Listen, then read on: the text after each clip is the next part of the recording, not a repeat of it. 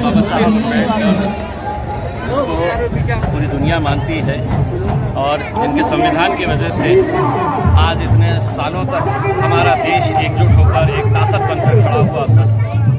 उनके आज इस जयंती के मौके के ऊपर मैं हार्दिक शुभकामनाएं देता हूं और उम्मीद करता हूं कि जो कोशिशें चल रही है इस देश के अंदर कि डॉक्टर बाबा साहब अम्बेडकर के संविधान को हटाया जाए, मिटाया जाए, उसे ख़त्म किया जाए, हम सब मिलकर एक ताकत बनकर खड़े रहें और इस संविधान को किसी भी हालत के अंदर बचाना है। अगर देश को बचाना है तो संविधान को बचाना बहुत ज़रूरी है।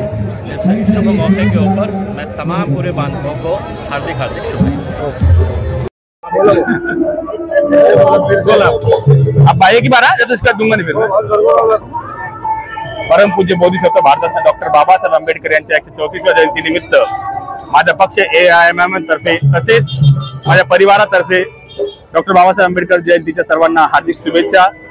त्याचप्रमाणे माझी बहीण अंकिता गजांस, जावेद भाई, युसुफ भाई यांनी जो हा उपक्रम ठेवलेला आहे की सकाळी 9 वाजेपासून पक्षातर्फे भोजनदान व बुंदी वाटपाचा कार्यक्रम जयंतीनिमित्त ठेवलेला आहे। मी त्यांचे मनापासून आभार व स्वागत करतो की त्यांनी हा उपक्रम मरेपर्यंत चालू ठेवावा, पक्षाचा कार्यक्रम असाच ठेवावा।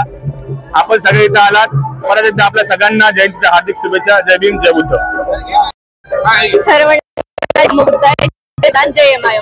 आज डॉक्टर बाबासाहेब आंबेडकर यांच्या जयंतीनिमित्त AIMM तर्फे अन्नदानाचा प्रोग्राम करण्यात आला। महाराष्ट्र प्रदेश अध्यक्ष इम्तियाज जलील साहेबांचे खूप धन्यवाद देते।